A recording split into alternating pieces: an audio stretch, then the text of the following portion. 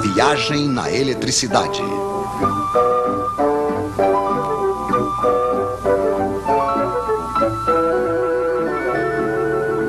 Os Três Mosqueteiros. Agora sabemos o que é a eletricidade.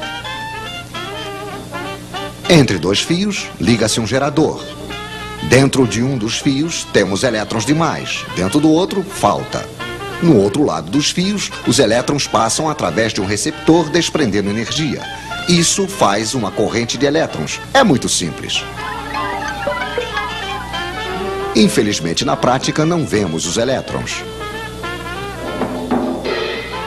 E se vocês quiserem se situar nos circuitos elétricos, precisam de um pouco mais de informação, é claro. Esses senhores vão nos ajudar. O gerador cria entre os dois fios uma diferença de potencial ou tensão. Isso é medido em volts. Obrigado, Sr. Volta. O gerador pode ser uma pilha, uma bateria de carro ou simplesmente uma tomada. O receptor pode ser uma lâmpada, um ferro de passar, um radiador elétrico, enfim, uma quantidade de aparelhos mais ou menos potentes. A potência se mede em watts, em quilowatts. Obrigado, Sr. Watts. Assim que o receptor é ligado ao gerador, uma corrente passa e não se precisa ser diplomado em eletricidade para compreender que se ligarmos uma lâmpada 2 vezes mais potente, vai passar uma corrente 2 vezes mais intensa. Isso supondo que a quantidade de volts não tenha mudado. A intensidade da corrente se mede em amperes. Poderíamos medi-la, é claro, mas não é necessário. Conhecemos a voltagem. Está escrito nas pilhas ou nos contadores. Conhecemos a potência, está escrita nos aparelhos. Basta fazer uma pequena divisão. Intensidade em amperes igual a potência em watts dividido pela tensão em volts. Por exemplo, quanto passa de amperes dentro de um radiador de 1500 watts ligado em uma voltagem de 220 volts? Pois é, passará 1500 dividido por 220, que é igual a 6,8 amperes, se não tivermos errado, é claro. Mas acho que os senhores nos prepararam um pequeno exercício. Em uma mesma tomada, eles vão ligar 3 lâmpadas de 100 watts, um radiador de 1500 watts, uma torradeira de 760 watts e um forno elétrico de 3000 watts. Problema: calculem a intensidade da corrente que vai passar na tomada. Bem, é muito simples. 100 mais 100 mais 100 mais 760 mais 1500 mais 3000.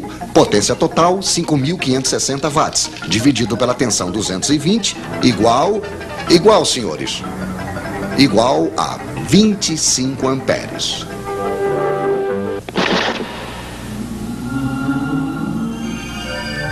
Pois é, não passou absolutamente nada.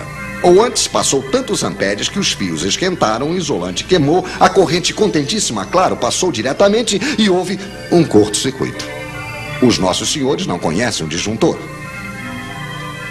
O nosso radiador esquenta por quê? Porque no interior, a corrente passa em um fio que tem uma certa resistência. Para a resistência dos receptores, precisamos de um quarto mosqueteiro, o ohm, que se escreve ômega. Obrigado, Sr. Ohm. Poderíamos medir esta resistência, mas também não precisamos, pois é calculada facilmente. Resistência em ohms igual a tensão em volts dividido pela intensidade em amperes. O seu radiador, que deixa passar uma corrente de 6,8 amperes, terá uma resistência de 32 ohms. Mas é realmente interessante saber disso? Sim, pois os fios que vão para o radiador também têm uma certa resistência. Se eles são finos demais, longos demais e estão em péssimo estado, terão a mesma resistência que o radiador e vão desprender o mesmo calor que este, o que será suficiente para fundir o isolante. Moral da história: fiquem atentos para não deixar passar amperes demais em seus fios. Então retenham os nomes dos seus 4 mosqueteiros: watt, ampere, ohm, volt, e se além do mais vocês retiverem sua fórmula, estarão quase diplomados em eletricidade.